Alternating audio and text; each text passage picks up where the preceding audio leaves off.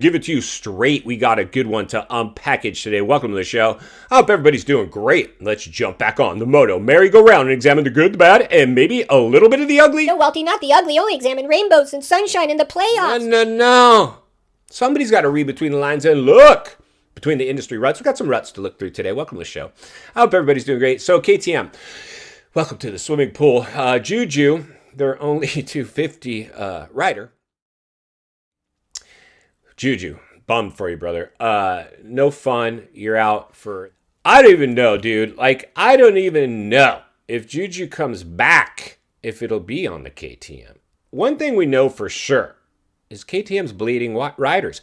They're bailing, and they're not bailing all mutual. We saw what happened to Chase Sexton. Clearly, he's not happy with the bike. Clearly, I saw an interview with Chase, and I think whoever the interviewer was, too bad it wasn't Walty, because that would have been really entertaining. Was like, do you feel any of the pressure around, the KTM financial struggles while you're over there? What I saw was Chase being kind of a team player, and he probably didn't for the most part, because he's already going to be paid. That money's in the bank, and there's going to be a lawyer fest if he doesn't get paid. So he got paid, but he's like... Well, it actually motivated me to go do better for them, because I wanted to help them during this situation that they found themselves in. He bailed.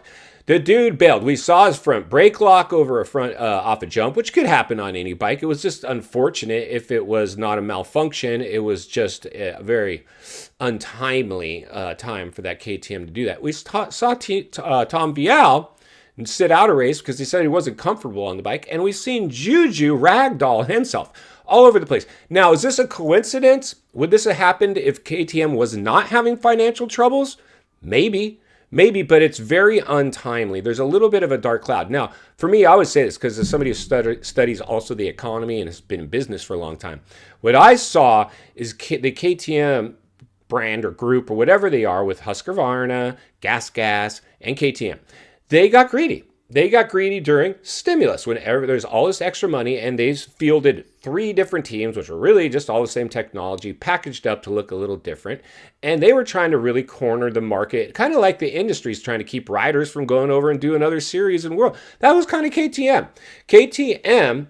And then they had projected earnings. But here's the thing. If you're in business and if you based your projected earnings during stimulus, that was stupid. You need to do it pre-stimulus, because as soon as stimulus ended, everything's gone back to pre-stimulus. In fact, it's worse now because we have runaway inflation and there is an interest rate environment. People are no longer financing and buying bikes.